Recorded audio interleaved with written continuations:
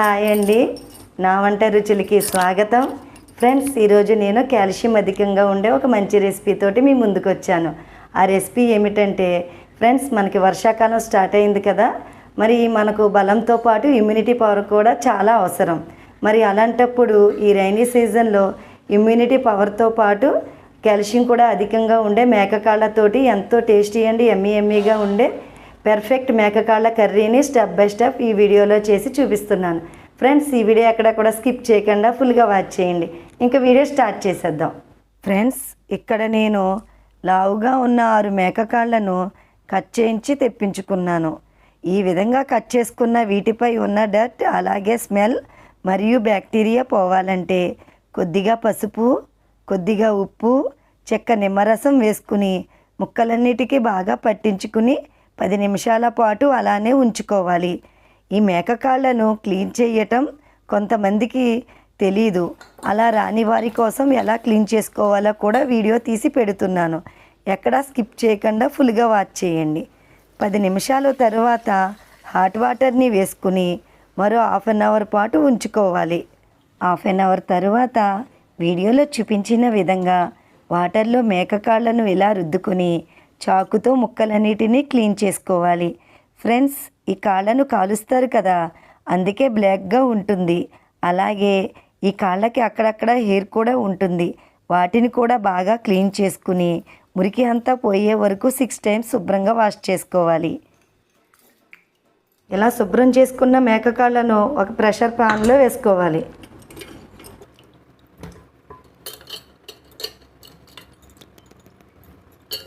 ఇప్పుడు దీనిలో 1 స్పూన్ కారం, కొద్దిగా ఉప్పు, ఒకవేళ సాల్ట్ వేయకపోతే ఈ కాళ్ళు ఇంకా త్వరగా ఉడుకుతాయి. ఒక చిన్న టీ స్పూన్తో 2 టీ స్పూన్ల పసుపు, కొద్దిగా కొత్తిమీరను కాడలతో సహా వేసుకోవాలి. అలాగే 1 టేబుల్ స్పూన్ అల్లం వెల్లుల్లి పేస్ట్ని కూడా వేసుకోవాలి. ఇవన్నీ వేసుకున్న తర్వాత ఒకసారి అంతా బాగా కలుపుకోవాలి. లైట్గా ఆయిల్ కూడా వేసుకోవాలి.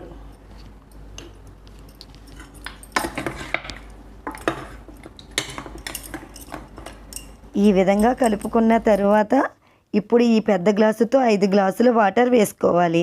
అంటే 1500 ml వాటర్ వేసుకోవాలి. ప్లీజ్ ఫ్రెండ్స్, ఈ వీడియోని చూస్తున్న వాళ్ళు ముందుగా ఈ వీడియోని లైక్ చేయండి. మీరు ఇచ్చే లైక్స్, కామెంట్స్ వల్ల నా వీడియోస్ ఇంకొంచెం ముందుకు వెళ్ళటానికి ఎంతో సపోర్ట్ చేసిన వారు అవుతారు.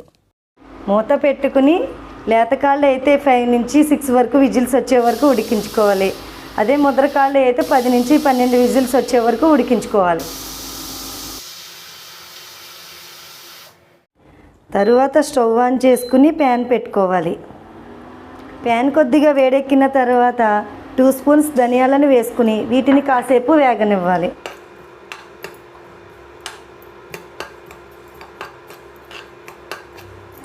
ఇవి కొద్దిగా వేగిన తర్వాత 1 స్పూన్ జీలకర్ర, ఒక చిన్న టీ స్పూన్ మిరియాలు, 8 లవంగాలు, 2 అంగుళాల దాచిన చెక్క ముక్క, 2 యాలకులు, 4 అనాస పువ్వు రేకలు, కొద్దిగా జాపత్రిని వేసుకుని ఇప్పుడు వీటన్నిటిని లో ఫ్లేమ్లో కాసేపు వేగనివ్వాలి. 2 టేబుల్ స్పూన్స్ ఎండు కొబ్బరి ముక్కలను కూడా వేసుకోవాలి. అంటే పావు చెక్క ఎండు కొబ్బరిని చిన్న ముక్కలుగా కట్ చేసుకుని వేసుకోవాలి. ఇప్పుడు వీటిని కూడా కాసేపు వేగనివ్వాలి. ఇవన్నీ కాసేపు వేగిన తర్వాత కొద్దిగా కసూరి మేతి, అలాగే 1 స్పూన్ గసగసాలను కూడా వేసుకోవాలి. గసగసాలు వేసుకున్న తర్వాత ఎక్కువసేపు వేపకుండా 1 నిమిషం మాత్రమే వేగిన తర్వాత స్టవ్ ఆఫ్ చేసుకోవాలి. ఈ విధంగా డ్రైగా వేగిన తర్వాత స్టవ్ ఆఫ్ చేసుకుని చల్లారిన తర్వాత పౌడర్ చేసుకోవాలి. తరువాత ఇదే ప్యాన్లో ఒక చిన్న టీ గ్లాసుతో 2 గ్లాసులు గాను నూనెను వేసుకోవాలి. ఆయిల్ కొద్దిగా వేడెక్కిన తర్వాత ఒక చిన్న టీ స్పూన్ షాహీ జీరాని వేసుకోవాలి. అలాగే ఒక అనాస పువ్వును వేసుకోవాలి. 4 లవంగాలు, అంగుళం దాచిన చెక్క ముక్కను కూడా వేసుకోవాలి. 2 బిర్యానీ ఆకులను వేసుకోవాలి. ఇప్పుడు వీటిని కాసేపు వేగనివ్వాలి. లైట్గా వేగిన తరువాత ఇప్పుడు దీనిలో 3 మీడియం సైజు ఉల్లిపాయలను పేస్ట్ చేసుకుని వేసుకోవాలి. ఈ ఉల్లిపాయ పేస్ట్ త్వరగా వేగడానికి సరిపడే ఉప్పును కూడా వేసుకోవాలి.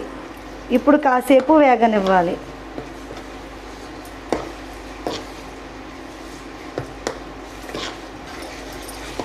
ఈ ఉల్లిపాయ పేస్ట్ కొద్దిగా వేగిన తరువాత 4 చిన్న పచ్చిమిరపకాయలను ఈ విధంగా ఘాటు పెట్టుకుని వేసుకోవాలి.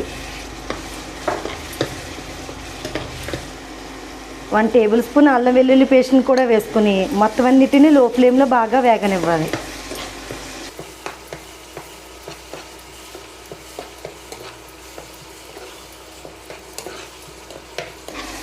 ఉల్లిపాయ పేస్టు అలాగే అల్లం వెల్లుల్లి పేస్టు ఈ విధంగా బాగా వేగిన తరువాత 1.5 మీడియం సైజు టమాటాలను బాగా చిన్న ముక్కలుగా కట్ చేసుకుని వేసుకోవాలి.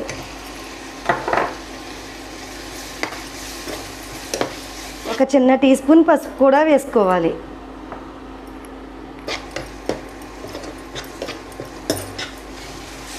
ఈ విధంగా బాగా కలుపుకున్న తరువాత మూత పెట్టుకుని 2 నుంచి 4 నిమిషాల పాటు మగ్గించుకోవాలి.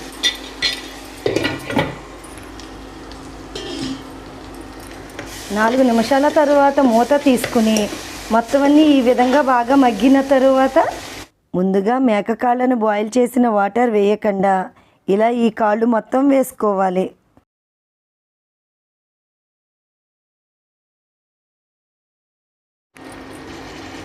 ఇప్పుడు దీనిలో 1 స్పూన్ కారం అలాగే మనం ముందుగా గ్రైండ్ చేసి ఉంచుకున్న మసాలా పౌడర్ని కూడా వేసుకోవాలి. ఇప్పుడు వీటికి ఈ మసాలాలన్నీ బాగా పట్టేలాగా వీడియోలో చూపించిన విధంగా కలుపుకోవాలి. మేకకాళ్ళ పులుసుని కొంతమంది మటన్ పాయ కర్రీ అని మరికొందరు కొంచెం వాటర్తో దించుకుంటే షేర్వాని కూడా అంటారు. కొద్దిగా కరివేపాకును కూడా వేసుకోవాలి. ఇప్పుడు మంటని మీడియం ఫ్లేమ్లో పెట్టుకుని 5 నిమిషాల పాటు బాగా వేగనివ్వాలి.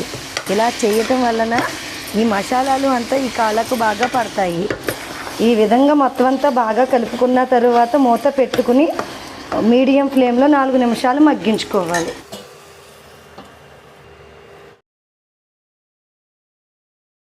ఈ విధంగా 4 నిమిషాలు మగ్గిన తరువాత ఇప్పుడు దీనిలో మేకకాళ్ళను బాయిల్ చేసుకున్న వాటర్ వేసుకోవాలి.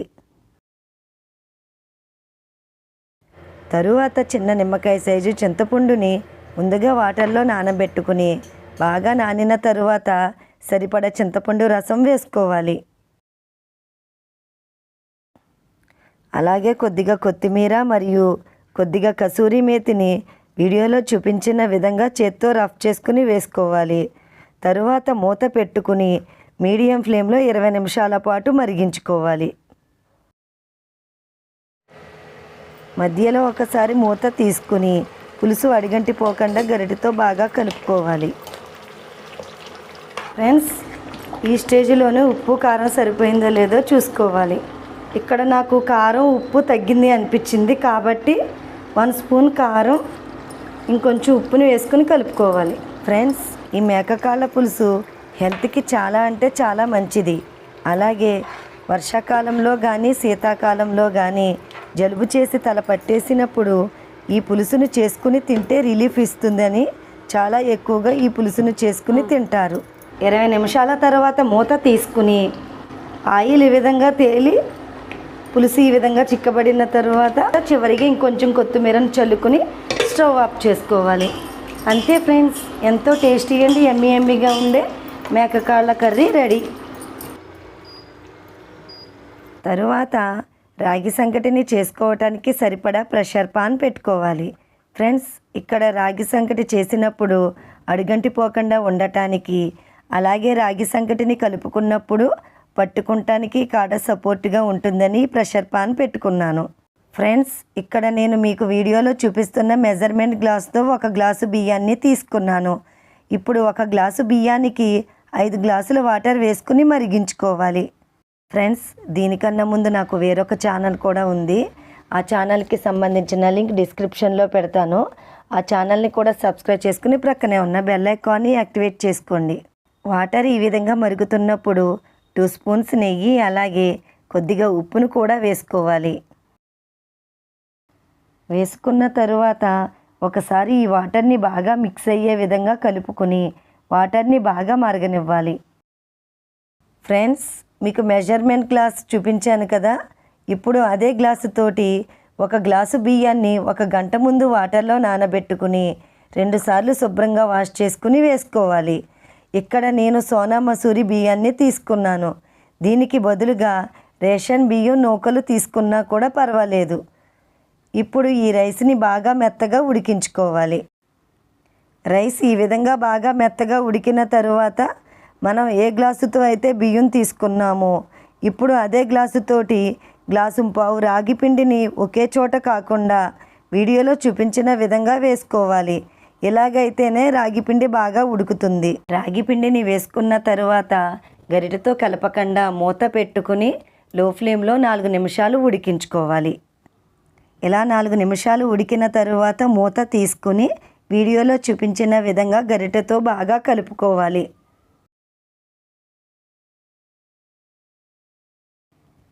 మరో 2 స్పూన్లు నెయ్యిని కూడా వేసుకుని బాగా కలుపుకోవాలి. ఇలా నెయ్యిని వేసుకోవటం వలన రాగి ముద్దకి మరింత టేస్ట్ వస్తుంది. అలాగే పిల్లలు కూడా ఇష్టంగా తింటారు.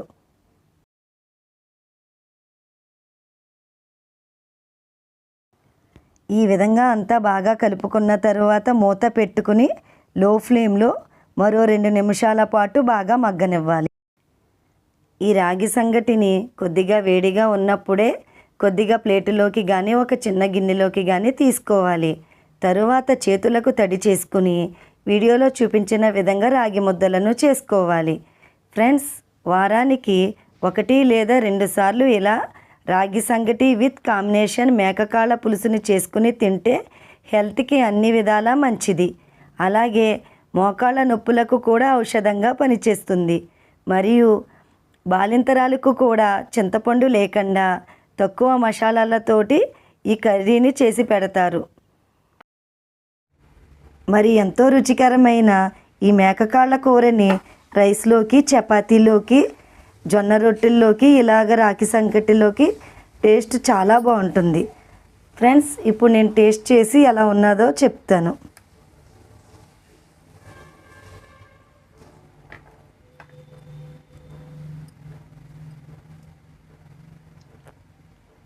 ఈ ముక్క కూడా చూసారా ఎంత బాగా ఉడికిందో. మరి టేస్ట్ అయితే అదిరిపోయింది.